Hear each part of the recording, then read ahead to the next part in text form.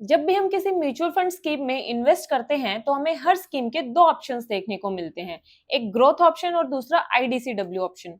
अब इन दोनों ऑप्शंस को देखकर ना हम कंफ्यूज हो जाते हैं कि यार कौन से में इन्वेस्ट करना चाहिए, ग्रोथ वाले में या फिर आईडीसीडब्ल्यू वाले में।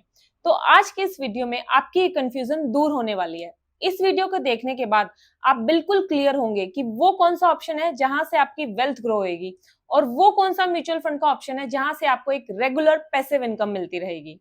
इस वीडियो में मैंने टोटल 4 पॉइंट्स कवर किए हैं। फर्स्ट पॉइंट पे हम ये देखेंगे कि ग्रोथ ऑप्शन और आईडीसीडब्ल्यू ऑप्शन क्या होते हैं और इन दोनों में क्या डिफरेंस है। उसके बाद सेकंड पॉइंट में हम ये देखेंगे कि किसके लिए कौन सा ऑप्शन बेस्ट रहेगा। उसके बाद नेक्स्ट थर्ड पॉइंट में हम इन दोनों ऑप्शंस का टैक्स इम्पैक्ट समझेंगे एंड देन लास्ट में अपने फोर्थ पॉइंट में हम ये जानेंगे कि क्या हम एक ऑप्शन से दूसरे ऑप्शन में स्विच कर सकते हैं, यानी कि क्या हम ग्रोथ से आईडीसीडब्ल्यू में और आईडीसीडब्ल्यू से वापस ग्रोथ में स्विच कर सकते हैं कि नहीं। तो शुरू करते हैं अपने फर्स्ट पॉइंट से। पहले ग्रोथ ऑप्शन को समझते हैं। ग्रोथ ऑप्शन में क्या होता है ना कि जिस दिन आपने एक पर्टिकुलर म्यूचुअल फंड में अपना पैसा इन्वेस्ट किया और जिस दिन आपने उस म्यूचुअल फंड को बेचा, इस टाइम पीरियड के दौरान आपको कोई भी इनकम या फिर कोई भी डिविडेंड नहीं मिलता। इस ऑप्शन में हमें रिटर्न्स तभी मिलते हैं जब हम आगे चलकर अपने म्यूचुअल फंड यूनिट्स को एक हायर एनएवी पर बेचते हैं। बेचने से पहले म्यूचुअल फंड कंपनी जो भी प्रॉफिट हमारी इन्वेस्टमेंट पर अर्न करती है वो वापस से री इन्वेस्ट होता रहता है और हमारी म्यूचुअल फंड्स की एनएवी बढ़ती रहती है। तो 100 बात की एक बात, इस ऑप्शन में हमें रिटर्न तभी मिलेगा जब हम अपने म्यूचुअल फंड्स को रिडीम करेंगे और उनको बेचेंगे। उससे पहले कोई रिटर्न नहीं, कोई डिविडेंड नहीं। अब इसे एक एग्जाम्पल से समझते हैं। जैसे कि अगर आपने 1000 म्यूचुअल फंड यूनिट्स खरीदी एट एन एनएवी ऑफ ₹50, तो अब आपकी टोटल इन्वेस्टमेंट यहाँ पर हो जाएगी 1000 multiply by 50 is equals to 50,000 rupees. अब एक साल बाद ना इन म्यूचुअल फंड यूनिट्स की एनएवी बढ़कर हो गई 70 रुपीज।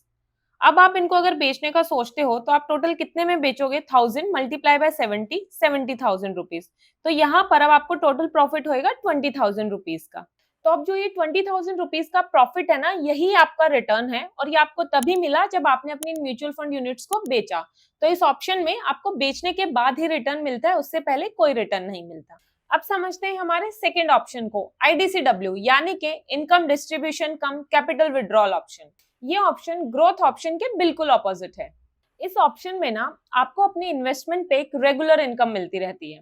अब आप बोलोगे, अरे वाह भाई, ये तो बहुत बढ़िया ऑप्शन है, रेगुलर इनकम मिलेगी, मस्त अकाउंट में पैसा आता रहेगा हर महीने। पहले पता होता तो इसी ऑप्शन में इन्वेस्टमेंट करता, मस्त अपना पैसिव इनकम मिलती रहती। अरे भाई रुको रुको, पहले इस ऑप्शन की पूरी सच्चाई तो जान लो और फिर डिसाइड करना कि ये ऑप्शन सही है कि नहीं। अब इस ऑप्शन को ना एक एग्जाम्पल से समझते हैं।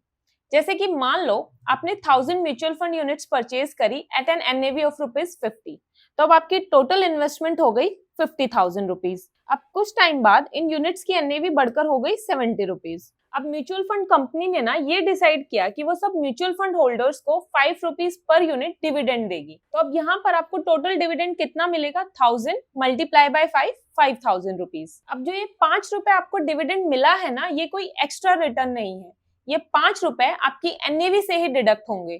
तो अब आपकी म्यूचुअल फंड यूनिट्स की एनएवी 70 रुपीज से घटकर हो जाएगी 65 रुपीज, क्योंकि 5 rupees as a dividend already आपके अकाउंट में आ चुके हैं। तो इस ऑप्शन में आपको रेगुलर इंटरवल्स पर जो डिविडेंड मिलता है ना, वो आपका ही प्रॉफिट होता है। ये वो प्रॉफिट है जो म्यूचुअल फंड कंपनी ने आपके पैसे को इन्वेस्ट करके कमाया है। इसी प्रॉफिट का एक हिस्सा म्यूचुअल फंड कंपनी आपको डिविडेंड के रूप में देती है और बदले में आपकी म्यूचुअल फंड यूनिट्स की एनएवी इतने ही अमाउंट से कम हो जाती है। तो ग्रोथ ऑप्शन में भले ही आपको रेगुलर इंटरवल्स पे डिविडेंड नहीं मिलता, लेकिन हाँ, आपकी म्यूचुअल फंड यूनिट्स की एनएवी भी कम नहीं होती। आपका जो प्रॉफिट होता है वो म्यूचुअल फंड कंपनी री इन्वेस्ट करती रहती है और आपकी वेल्थ ग्रो होती रहती है। इस ऑप्शन में आपको कंपाउंडिंग का पूरा बेनिफिट मिलता है। तो ऑल ओवर अगर देखा जाए तो ग्रोथ ऑप्शन में आपकी वेल्थ ज्यादा ग्रो होती है एज कंपेयर टू आईडीसीडब्ल्यू ऑप्शन। अब चलते हैं हमारी वीडियो के सेकंड पॉइंट पर कि किसके लिए कौन सा ऑप्शन ज्यादा सुटेबल है।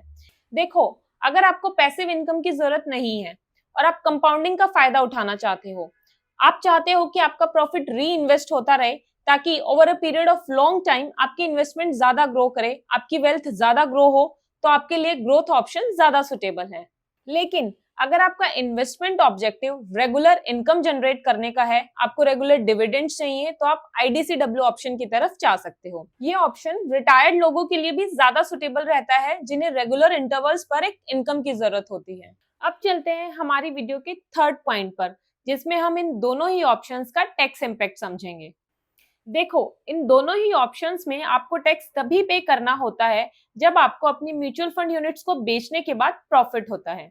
अब अगर आपने अपनी म्यूचुअल फंड यूनिट्स को खरीदने के बाद विद इन 1 ईयर बेच दिया तो वो शॉर्ट टर्म के अंडर आएगा और यहाँ पर आपको अपने प्रॉफिट्स पर 15% टैक्स पे करना होता है। और अगर आपने अपनी म्यूचुअल फंड यूनिट्स को खरीदने के 1 साल बाद बेचा तो वो लॉन्ग टर्म के अंडर आता है और लॉन्ग टर्म में आपको अपने प्रॉफिट्स पर 10% टैक्स पे करना होता है। अब लॉन्ग टर्म में एक और कंडीशन ये है कि अगर आपका ये प्रॉफिट 1 लाख से नीचे है तो आपको कोई टैक्स पे नहीं करना, और अगर प्रॉफिट 1 लाख से ऊपर है तभी आपको 10% टैक्स पे करना है। अब ये तो था प्रॉफिट्स पर टैक्स, जो दोनों ही ऑप्शंस में सेम होता है, लेकिन IDCW ऑप्शन में इसके अलावा एक और टैक्स लगता है।